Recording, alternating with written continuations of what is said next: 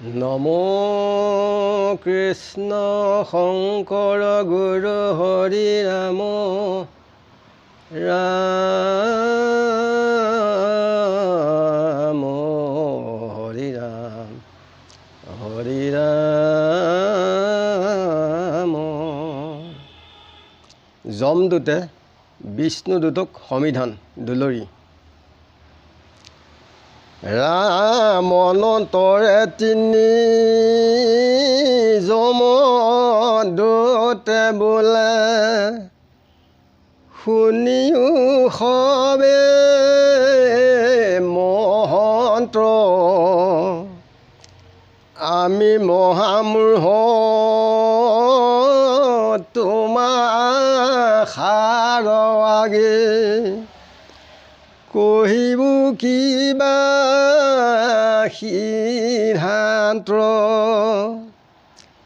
তথাপি বচন পালি যে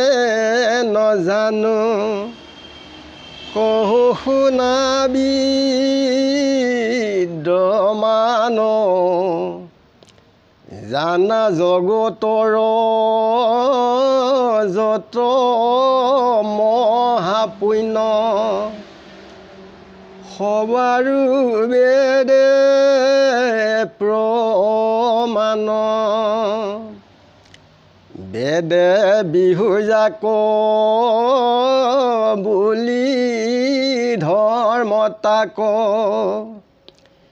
যজ্ঞ জাগত পজপ। বেদৰ নিষিদ্ধ যত কৰ্ম মানি, জানা সেহি মহাপাপ। বেদৰ বিহিত সততে বাচৰু, সেই জন পুণ্যৱন্ত। বেদৰ নিষিদ্ধ কৰ যিটো নৰে, সেইটো পাপী অতন্ত্ৰ। চাৰিও জাতিৰ যেন ধৰ্ম তাৰ, বেদে দিয়া আছে সীমা। যিহেতু বেদেশে প্ৰমাণ ধৰ্মৰ, বেদৰ শুনা মহিমা। যিটো নাৰায়ণ পৰম ঈশ্বৰ, পুৰুষ মহামহন্ত্ৰ। ব্ৰহ্মাদিকো যিটো স্বযন্ত্ৰ পালন্ত, প্ৰলয়ত সংহৰন্ত। তাহান প্ৰথম নিশ্বাসতে বাসি, আপুনি উপজু বেদ। এতেকে পৰম প্ৰমাণ বেদেশে, দিয়া আছে পৰিচ্ছেদ।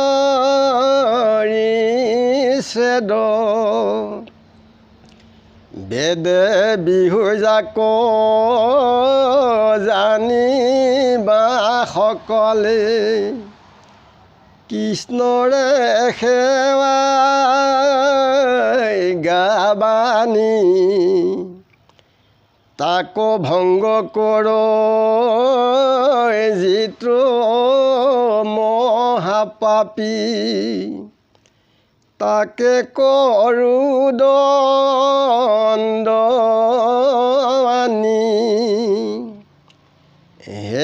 বা বুলিবা মৃত্যু বিপে পাপ কৰিলে কি মতে দেখা আছে 14জন সাক্ষী মনুষ্যৰ শুনা দেউতাৰ লেখা দিশ সখী সূৰ্য আকাশয় অগণি স্বৰ্গমৈত্ৰ দিন ৰাতি কাল জলবায়ু ধৰ্ম মহিয়েহি 14 সাক্ষী দেখোয়াতি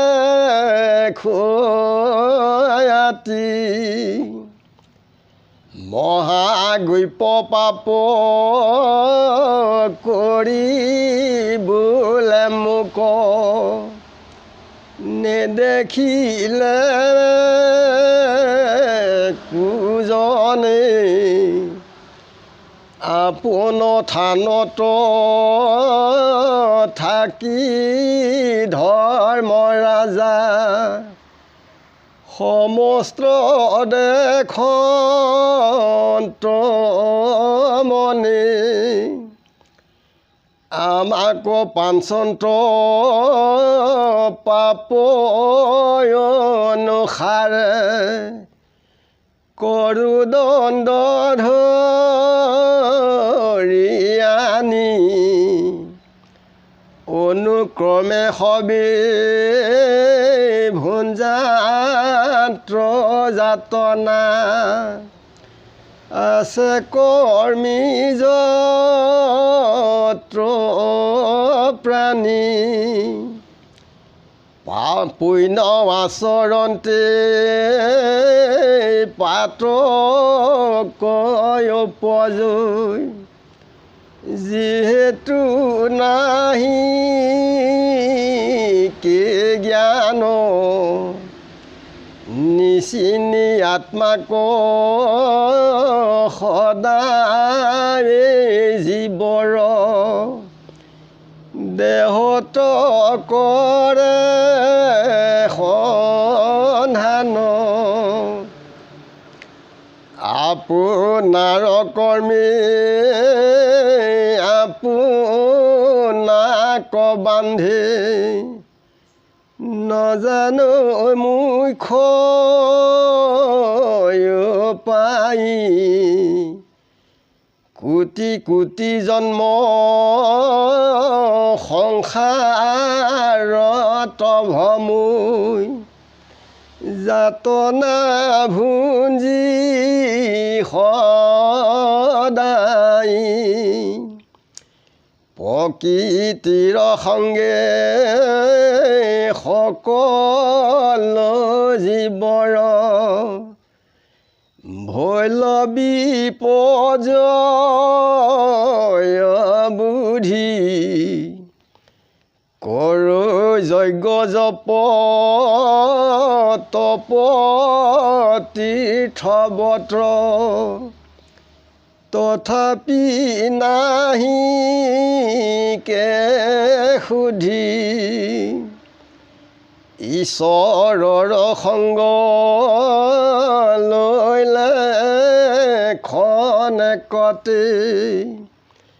সকলে পাত্ৰ কবঞ্চুই পৰম যাতনা নিকাৰ কটাৰৈ অক্ষয় পুণ্য কসাঞ্চয় দেৱৰ দেৱতা পৰম ঈশ্বৰ ভকতিত নাহি দুখ কিনো অন্ধ লোক যাতনা তমৰু কৃষ্ণত হৈয়া বিমুখ এতেকে পাপীক দণ্ড কৰিবাক পাঞ্চন্ত যমে আমাক ইটো অজামিল যিটো মহাপাপ কৰি আছে নাতাক যে তিনিজন বিষ্ণু যমদূতেৰে বিষ্ণুদূতক তেখেতসকলক পাৱে পৰি তেখেতসকলক কৈছে যে আমি অজ্ঞান মোহমতী যে আমি কিনো আপোনালোক সিদ্ধান্ত দিম যি পাৰিছোঁ তাক কওঁ শুনক যে জগত যি ঈশ্বৰ কৃষ্ণৰ নামৰ পুণ্যাত্মক কৰ্ম বেদে যি যাক প্ৰমাণ কৰিছে যে বেদে যাক বিহিছে তাক ধৰ্ম বুলি কৈছে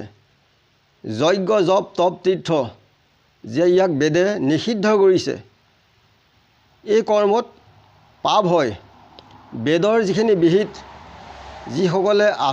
সদায় সৰ্বক্ষণে আচৰণ কৰে সেইজনক কৈছে পুণ্যৱন্ত বুলি কৈছে বেদৰ যিখিনি নিষিদ্ধ কৰ্ম কৰিলে এইখিনিত বেছি পাপ বাঢ়ে অত্যন্ত পাপী বুলি কৈছে চাৰি জাতিৰ নিজ পিতৃ কৃষ্ণ তেখেতে যি বেদৰ বিহিতৰ যি সীমা দিছে চাৰি জাতি কাক কৈছে ব্ৰাহ্মণ ক্ষত্ৰিয় শূদ্ৰ বৈশ্য এই চাৰি জাতিৰ কথা কৈছে যে ইয়াক বেদে প্ৰমাণ কৰিছে যে ঈশ্বৰ কৃষ্ণৰ নাৰায়ণে তেখেতে ব্ৰহ্মা আদি সকলোকে সজিছে পালিছে আৰু পুনৰ এই সংসাৰৰ সংহাৰ কৰি লৈ গৈছে সেই নাৰায়ণৰ প্ৰথম নিশ্বাসতেই বেদ উপজিছিল ইয়াক বেদে প্ৰমাণ কৰিছে যে বেদে যাক বিহিছে এয়া হৈছে ঈশ্বৰ কৃষ্ণৰ স্বয়ং মুখৰ বাণী ইয়াক যি লোকে ভংগ কৰে কৃষ্ণৰ মুখৰ বাণী যমে কৈছে যে আমি তেওঁলোকক আমি দণ্ড কৰোঁ যে অজামিলে বহুত পাপ কাম কৰি আছিলে যে মনুষ্যৰ শৰীৰত 14জন সাক্ষী থাকে তাৰ লেখা দিছে কি দিছে দিশ 10টা দিশ হৈছে 10টা দিশ চন্দ্ৰ সূৰ্য আকাশ অগ্নি স্বৰ্গ মৰ্ত্য দিন ৰাতি কাল মানে সময় জল বায়ু ধৰ্ম মহী মানে পৃথিৱী এই 14জনে আমাক কি ভাল কৰিছে বেয়া কৰিছে এওঁলোকে আমাক সাক্ষী দি থাকে যে মহাগুপ্য পাপ কৰি পেলাই এজনে ক'লে যে মই বৰ ডাঙৰ পাপ কৰিলোঁ কোনেও নাজানিলে কিন্তু নিজৰ থানত যম ৰজাই থাকি সকলোৱে দেখি আছে যে সেইকাৰণে যমে আমাক তেওঁলোকক দণ্ড কৰিবৰ কাৰণে যান্ত্ৰণা ভুঞ্জাবৰ কাৰণে আমাক পঠাইছে যে পুণ্য যিসকলে কৰ্ম কৰে তাত পাপ উপজে তাত জ্ঞান নাথাকে তাত কি কৰে আত্মাক বিচাৰ নকৰে কেৱল দেহতহে সন্ধান কৰে যে এজন আমুক সেইজন তামুক সেইটোক কৈছে নিজৰ কৰ্মত নিজেই বন্ধন হ'ব লাগে ইয়াত মুখ্যৰ উপায় কেনেকৈ পায় তাক একো নাজানে কোটি কোটি জন্ম এই সংসাৰত সদায় নিকাৰি ভুঞ্জি থাকিব লাগিব প্ৰকৃতিৰ সংগত লৈ জীৱৰ বুদ্ধিবিলাক নাইকিয়া হয় যে যিমানবিলাক তপ জপ তীৰ্থ এইবিলাক কৰিলেও কেতিয়াও শুদ্ধ নহয় ঈশ্বৰ কৃষ্ণৰ নাম গুণ ল'লে তাত যম যান্ত্ৰণাৰ পৰা তৰিব পাৰে আৰু ঈশ্বৰ কৃষ্ণৰ ভক্তিত কোনো দোষ নাই সুবৰ্ণৰ ৰথে যিটো হস্তি স্কন্ধে ফুৱৰৰ ৰাজা বোলাই কালে প্ৰাণ গৰিলে সেইহিটো শৰীৰ হৈ বিস্তাপলো চাই এইকেইটাৰ অৱস্থাত ৰূপান্তৰিত হয় ইমানতে কৈ আমি সবাচৰ সেৱাজনে ৰাখিছোঁ আৰু গুৰু কোটি কোটি ঘূৰয় অপৰাধনীতে কৰোঁ আমি দুৰাশয় হে হৰি মুক দাস হেন মানি ক্ষমিক কৃপাময় নমো নমো নাৰায়ণ প্ৰসন্ন হৌক হৰি কৰিউক মায়ং নিৰ্যান আপোনাৰ মহিমা আপুনি বেকত কৰি জীৱক কৰা প্ৰয়োজন গুৰু সবাৰ চৰণৰ পদলি আমাৰ সিহঁতৰ কৃষ্ণ কৃষ্ণ হৃদয়ানন্দ ৰাম ৰাম কৃষ্ণ কৃষ্ণ